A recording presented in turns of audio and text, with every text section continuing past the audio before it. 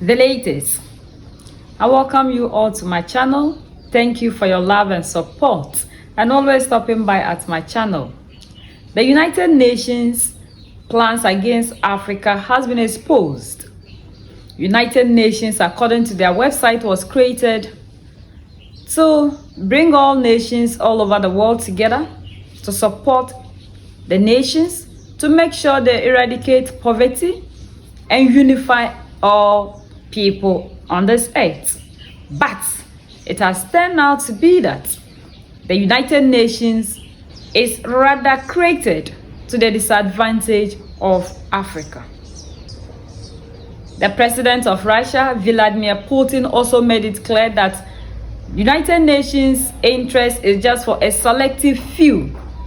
This is so heartbreaking that an organization will be created mainly to keep African poor, to suppress Africa, to make sure that the African continent does not grow. So I do want to set the record straight on one thing.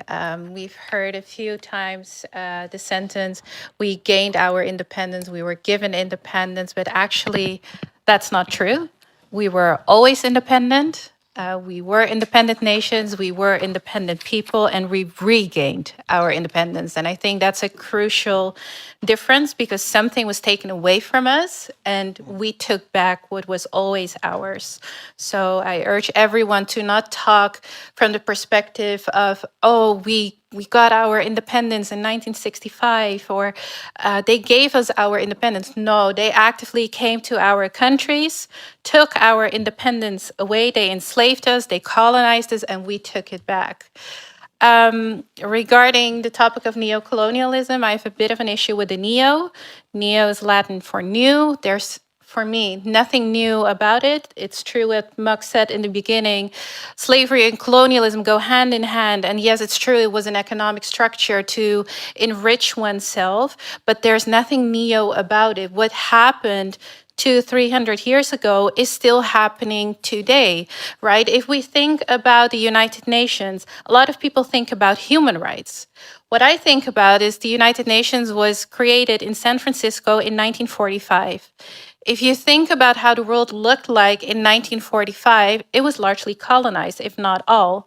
It was a small selective group of countries who created the UN, and it expanded over time, but it was never created to include the African countries or certain countries of the global south. That was not their intention. It was not their intention for the human rights treaties to include us people, right? So there is nothing neo about it. Same goes for institutions like the World Bank, IMF, even the European Union.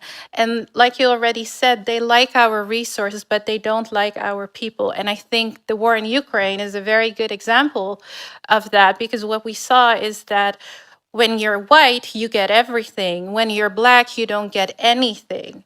I've been to those places. I traveled to Ukraine, to the bordering countries, to help people of African descent. And what you saw is that all of a sudden, we didn't need conferences. We didn't need so many debates. We could adopt laws within a week, not even, to grant people asylum, money, housing, schooling, you name it. But when it came to people of African descent, we took the humanity out of them. We called them third country nationals. Third country nationals. You're not a number. You're not a person. You're not someone who's traumatized, who fled away from something, right? You are a third country national. You're not number one. You are not number two. You are not number three. And that is still going on today.